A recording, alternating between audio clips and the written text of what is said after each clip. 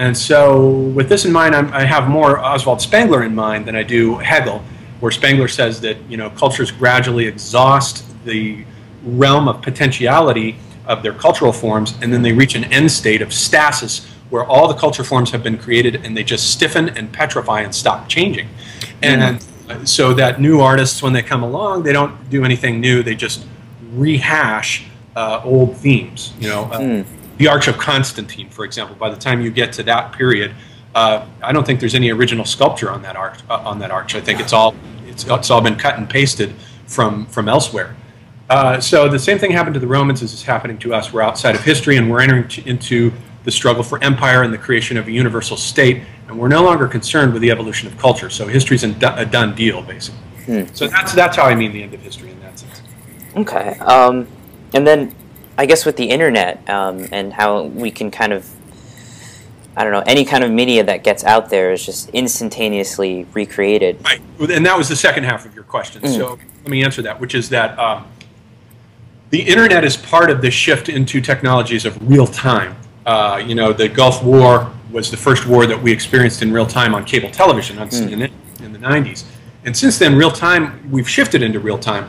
Any event that happens anywhere on the planet, if you want to see what's going on, you just click on the internet and click on a camera somewhere over some intersection that's live, and suddenly we can see everything that's going on the planet all at once in real time. Okay, so that what this does, as Paul Virilio points out, is it shifts out of the deferred space that is necessary for the mind to process events and think about them and come to conclusions about them. So people don't have enough time anymore to commentate intelligently about events. So what you get is this constant media barrage of these pointless headlines that just report what's happening without much thought about the significance or the philosophical implications about the event in question. Because there's no time to think anymore. We're so bombarded and saturated with information overload coming at us from all directions simultaneously that we really are living in an eternal present now, in which everything seems to be happening all at once. Just as McLuhan said, electric technology makes everything all at once because electric signals bombard you from all directions simultaneously, just like ear hears acoustically from all directions in a 360-degree radius. This is why he analogized electric technology to reconfiguring the acoustic world cavern. The ear hears in 360, electronic signals pulse at us from all directions.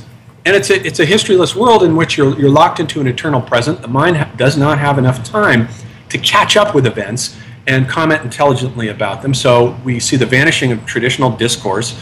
All discourse is now discourse, and nobody wants to hear anything about you know, I've noticed even this on my site, Cinema Discourse, where I talk about current movies. If I put up a blog about an older film, let's say I've tried a couple of times putting up a review that reconsiders like Indiana Jones and the Temple of Doom, nobody reads it.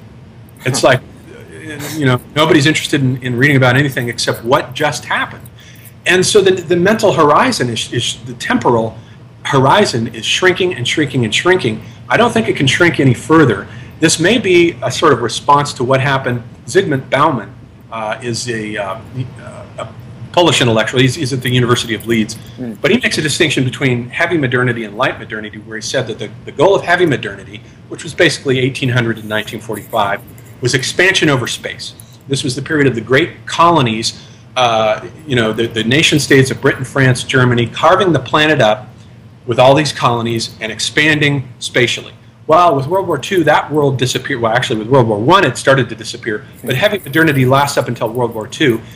That whole world of the conquest of space vanishes, and now with liquid modernity, where nothing is solid anymore, and we're not standing on solid ground, everything is in a rapid state of flux and change. We're moving into the conquest of time. So now we're in the process of conquering time and catching up to it and encompassing it with electronic technology, just the way previously in the epoch of heavy modernity we had conquered the entire planet with machinery, with the machinery of transportation. Now the primary technology is the technology of communication, which moves, of course, at light speed, so it can catch up to time. Basically, time doesn't move much faster than the speed of light. In fact, if an object goes at light speed, supposedly time stops for it, right? Well, we've caught up to time now, and we're living in an eternal present, and there doesn't seem to be any room for the mind in this world. And the only media that are selected out by the processes of cultural selection to be part of this are electronic media, because they're the only ones that can keep up. And that reminds me a lot of what John Gebser said about the aperspectival world when he opened up Ever-Present Origin with either time will be fulfilled through us or time will fulfill us. So do you think there's any chance for us to fulfill time and not have it fulfill us? Yeah, I don't know. I'm not sure I understand the connotations of the question. To approach it from a different angle. Okay. Basically, history is happening so fast that we are going to just collapse under the rapidity of the complexity. Or will there be? Do you think there'll be some kind of shift in our consciousness where we're going to be able to adapt to this instantaneous speed of light world? Is there any chance to? Do you think we'll be able to make that? I guess you could call it like a leap into a new mind state. Well, I think one of the reasons why we have catastrophes now so often, whereas I think in the 20th century the catastrophes were basically political catastrophes, and we still have political catastrophes, but we're moving into a phase now where technological catastrophes are becoming a new norm. They happen now almost every day, and they get bigger and bigger.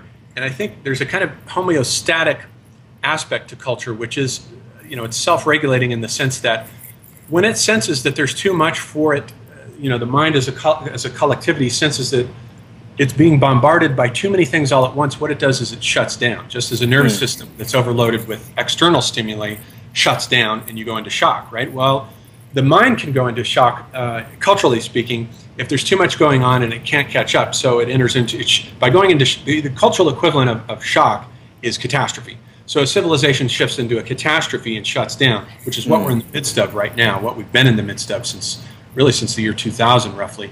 When the dot-com bubble collapsed in April of 2000, we've been dealing with the consequences of the internet and all these new gadgets that are compatible with it, which have, I believe, destabilized the culture. Even the economic landscape is involved with all this.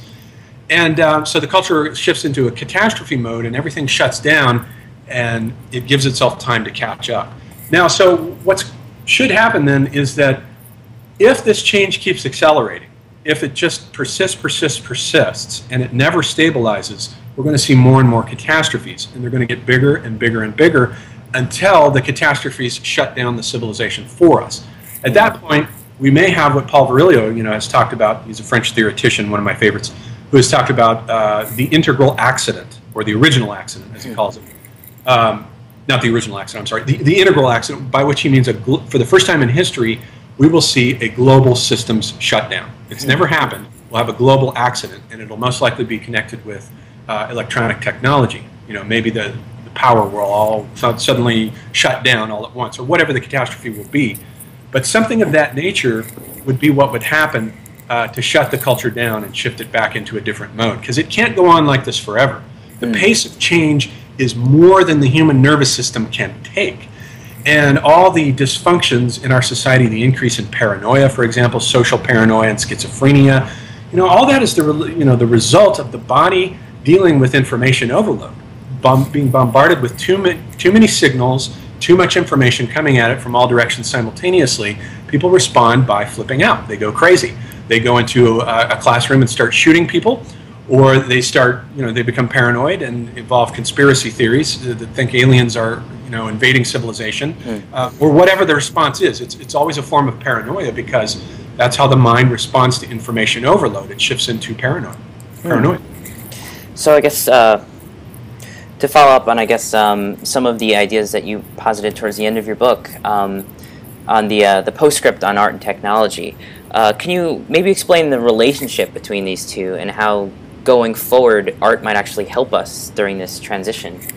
Yeah, I tried to sketch out in the conclusion there a possible scenario, which may be optimistic in the sense that, because the book mainly talks about all this catastrophe that these new media are inflicting on the old media, but by the end of the book, the reader gets there, and I offer a tentative solution to what might happen, that things might turn out okay after all. And I say this only maybe, which is that it's been the function of art all along to adjust the disturbed sense ratios.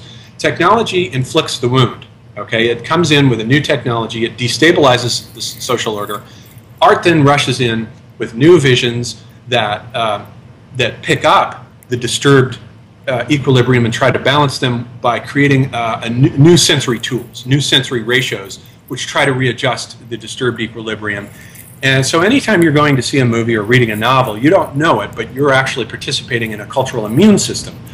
You are experiencing a mental adjustment that are poets and artists, and they don't know they're doing this either. They're doing it subliminally, unconsciously. Whenever you come up with an idea for a story, you are tuning into the ether, as it were, in which, just as when you're asleep at night and you're dreaming, the dreams you have are not nonsense. They're responses to your problems. And they try to dramatize scenarios that will provide solutions to the problems, such that if you sit down the next day and write the dreams out, they may appear nonsensical, but the more time you spend with them, the more sense they begin to show. And especially if you consult them over a long period of time, if you keep a dream journal, I've done this, you keep a dream journal and you go back a year later, let's say, and you look at the dream and you find, oh yes, not only did the dream perceive where I was going, because I'm there now, but it also suggested a solution for it. So if you pay attention to your dreams, you're going to find a lot of the solutions to your life problems. This is why people go to psychoanalysis. So the same thing with culture now. The job of the artist is a sort of cultural psychoanalysis. It's an attempt to repair the wound that technology has inflicted. For example, as McLuhan pointed out, the printing press was experienced as traumatic, just as the internet is being experienced by literate folk like myself nowadays as traumatic. And as the result, you start seeing right about the year 1500, painters like Hieronymus Bosch start painting these images of catastrophe. And Bruegel, for example, you look at Bruegel's Triumph of Death, where he's got all these skeletons running around, chopping off people's heads. And at first it looks like he might just be depicting an allegory of the Black Death. And, or in the case of Bosch, he might be depicting the temptations of St. Anthony. But as you begin to contextualize it and realize what's going on, it's that when a culture experiences a disturbed equilibrium as the result of a new technology coming along and destabilizing all its traditional assumptions, it pictures that catastrophe in mental form with apocalyptic magnitude. So it looks as though apocalyptic imagery corresponds to and exteriorizes for the mind the sense of destruction that the new media are inflicting. So then in the subsequent media that come along from other painters and poets and artists, you'll see that the sense ratios slowly become adjusted over time as the culture catches up to the new technologies, and then they become taken for granted. You know, as McLuhan pointed out, another example is King Lear. King Lear is a terrible tragedy about a king who apparently loses his kingdom, goes blind, and but it's actually about, of course, the advent of the printing press and the new world of visual space and the death of the medieval world order that it brought about.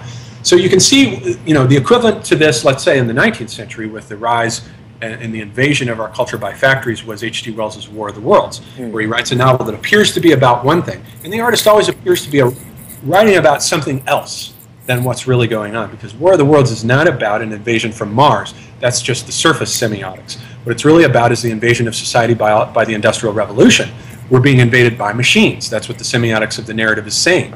And then Wells in later novels suggests other possible solutions for adjusting to this new impact. And the same thing with artists like Cormac McCarthy, whose novel The Road nowadays gives us a scenario that shows the, you know, it's the modern equivalent of the Worlds in Bruegel's Triumph of Death, where he pictures this apocalypse that's happened. We don't know whether it's been caused by a nuclear apocalypse or a comet or a bolide that's crashed into the earth, and it doesn't matter, because what he's visualizing there is the sense of the terror and the impact. It is as though our collective psyche had been impacted by an apocalyptic war, is what he's saying in that narrative. This is the state of devastation that we have shifted into, and that our psyche feels everything has been taken away from it. You know, the characters in that narrative, the father and the son, are faced with a world where everything's been taken away from them. We, you know, literary folk like me feel the same thing, that all these old media are being taken away by the new media, and we're left with this empty landscape where there's nothing there. And what is there does not look like a very appetizing substitute for what was there. I feel this way, for example, about bookstores. They're closing down. Borders Bookstores keeps closing more and more of its stores. They've filed for bankruptcy. Independent bookstores are disappearing. And that's traumatic for me, because you know, bookstores were my favorite place to go when I was growing up. So the artist can then